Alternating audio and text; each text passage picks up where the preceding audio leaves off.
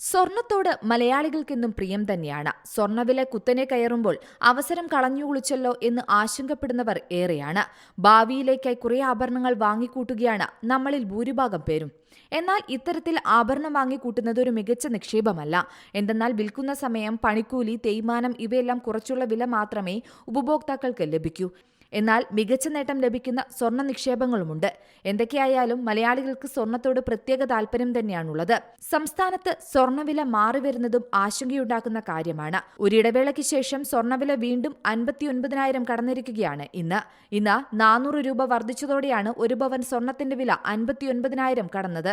59,120 രൂപയാണ് ഒരു പവൻ സ്വർണത്തിന്റെ വില. ഗ്രാമിന് 50 രൂപയാണ് വർദ്ധിച്ചത്.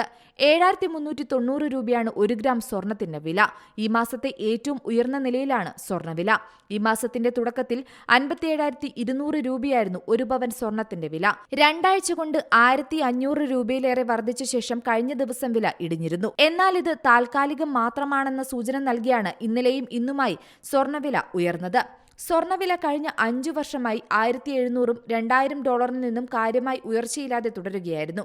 എന്നാൽ അന്താരാഷ്ട്ര സ്വർണവില $2,050 ലെവലിൽ നിന്നും കഴിഞ്ഞ ഒറ്റ വർഷം കൊണ്ട് $2,790 വരെ ഉയർന്നു.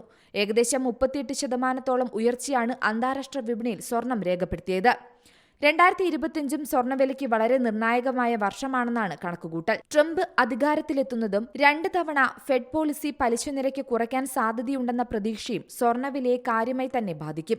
നിലവിൽ ഉയർന്ന കടത്തിൽ പോകുന്ന അമേരിക്കൻ സമ്പദ് വ്യവസ്ഥയെ ട്രംപ് മസ്ക് കൂട്ടുകെട്ട് ഉയർത്തിക്കൊണ്ടുവരുമെന്ന പ്രതീക്ഷയും സ്വർണ്ണവില കുറയാൻ കാരണമായേക്കും. Business desk, Zee Malayalam news. പുതിയ വാർത്തകളും വിശേഷങ്ങളും ഇനി വിരൽ തുമ്പിൽ. എല്ലാ ഡിജിറ്റൽ പ്ലാറ്റ്ഫോമുകളിലും ഇപ്പോൾ സീ മലയാളം ന്യൂസ് ലഭ്യം.